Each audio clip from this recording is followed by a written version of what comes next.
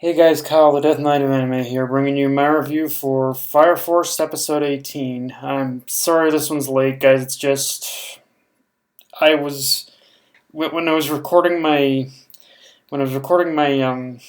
fire my the My Hero Academia review. I was running into some severe problems, so I would have gotten this review out sooner if it hadn't been for those like rendering issues and whatnot. But okay, so getting into this episode first, even before I get into the actual episode, I kind of have to give my follow up thoughts on the opening because the thing is, after listening to the opening a few more times, um, it's become one of those scenarios where I still don't like the song choice, but I've accepted it for what it is, and it is becoming a bit more entertaining. It's not. I still don't like it. I still don't like the song choice they made, but it's. I don't know. It's complicated. My thoughts on the opening right now are complicated. I'm still trying to sort through them, but I don't. Let's just say I don't hate it as much as I did when I first watched it. Um, okay, now in the aftermath of what happened with Vulcan, the we now in the beginning of the episode, from what we see in the aftermath of what happened with Vulcan, from Shijima Corporation, they pretty much got to work in trying to deflect away any sort of blame from themselves in terms of what happened with Dr. Giovanna. And while it was said that they did that in order to avoid the scandal, this also shows they're hiding. They definitely got something to hide. That it isn't just a shame of what Dr. Giovanna did. It isn't just a shame or the fact that Dr. Giovanna was exposed or whatnot. The fact that Dr. Giovanna is what did make this sort of move, though, it does show they are hiding something, and they're willing to do whatever it takes in order to protect it, even if it means separating themselves from their own personal fire force. And considering the build up that we've gotten with pretty much Victor up to this point of him being like a scientist of the Hijima Corporation and his connections, and supposedly, I think. I imagine that when the time comes for like Company 8 in order to go face to face with the Hijima Corporation, I do imagine that pretty much that Licht is going to be the one who's going to prove to be the most useful in that sense, where he is going to have enough. He probably is going to have enough connections or enough knowledge of the Hijima Corporation in order to truly tell us what it is they're planning, or how they're going to go about their plan or encounter it. Um, so so a good portion of this episode was actually focused on basically Shinra and Arthur training in order to get stronger. And one thing I liked about the explanation of how Shinra can make his flame stronger is in many respects a real life application, in the sense where when you look at everyday fire, every time, like, don't get me wrong, when pretty much a fire spreads, it can get scary, but at the same time, whenever a flame is more spread out, the much less strength it has.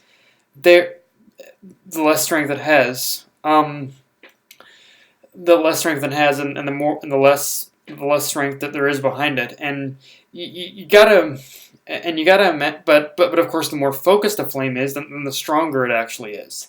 So, and you gotta have to kind of imagine that if Shinra had learned this sooner in controlling in focusing his flames and his fire and whatnot, you gotta imagine probably could have been battling on a bit more. Probably could have been battling on a bit more of an even playing field with Show, or just any of his past encounters with the White Clad. Like, when it came to Like obviously when it came to, like, don't get me wrong, he basically kind of was victorious in each of those encounters, but you have to kind of imagine that each time he faced a white clad, if he had just learned to control his flames better, you have to imagine he probably could have landed a much better hit on each of them each time. But of course, but basically now that he has that power now and whatnot, it does.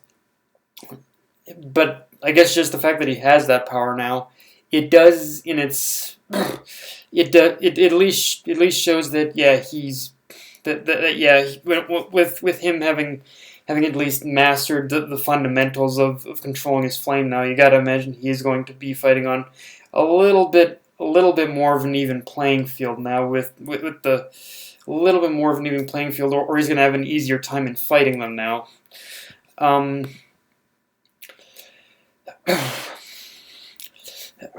uh,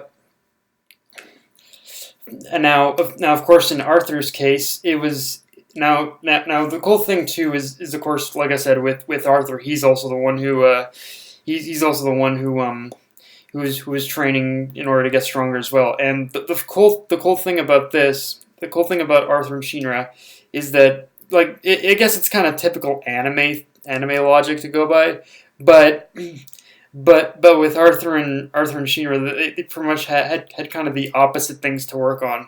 With Shinra, he had the speed, he just didn't have the proper power. But with Shinra, but with Arthur, he had the power, he just didn't have the speed to go along with it. um, or I think, or no, Arthur had the speed, he just didn't have the power, I guess.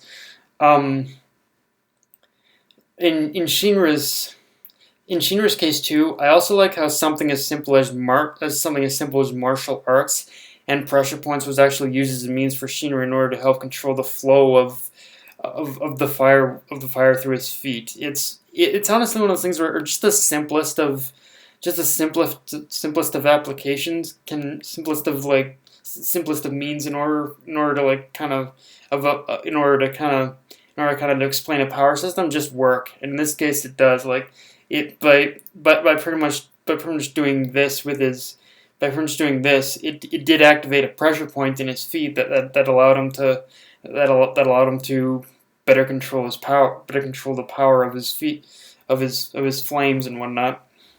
Um, now pacing. Now let's talk. Now, as per usual, I have to talk pacing and adaptation, as and it was pretty good, but with us getting closer to the end of the first. But one thing I will say is that with us getting closer to the end of the first season, like, we're already on episode 18, and we only have what is it, like, six? I think it's like 6 episodes left or something like that. But yeah, with us only having like 6 episodes left, I can kind of notice the pacing starting to slow down a bit as as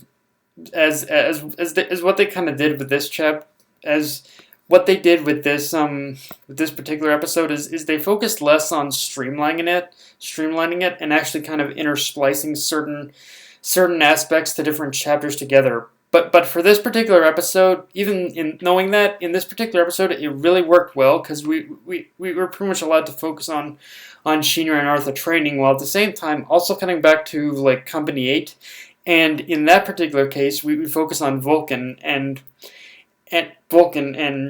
showing us the various ways in which he's kind of proving himself to be a valuable addition to Company 8, as just within this episode alone, he's already upgraded, like, Company 8's arsenal and given them a much more proficient means in order to fight the Infernals and Whiteclad now. So, so that in itself is already saying that, yeah, this, like, of all the people who's proving to be the most, like, it's one of those times where, honestly, of all the people proving to be the most important in Company 8, it isn't the main character. It's Vulcan, the engineer. Like, he's, like, with everything he's done, so with everything he just did in this episode, in terms of whether it was giving Maki those, like, cannons or whatnot, or just those cannons, or just the simplest things of making that bomb in order to extinguish flames. It's like he's he's already given them some. He's already given them some pretty some. He's already given them some extremely useful some extremely useful like weapons and whatnot. So yeah. I will say that the use of CGI on Maki's new weapons was a little distracting though. Like it's CGI, so I know it's never going to be. I know it's never going to ever be perfect, but it was kind like it's one of those things where if they're gonna use CGI on her on her weapons, then yeah, that might get a little distracting over time.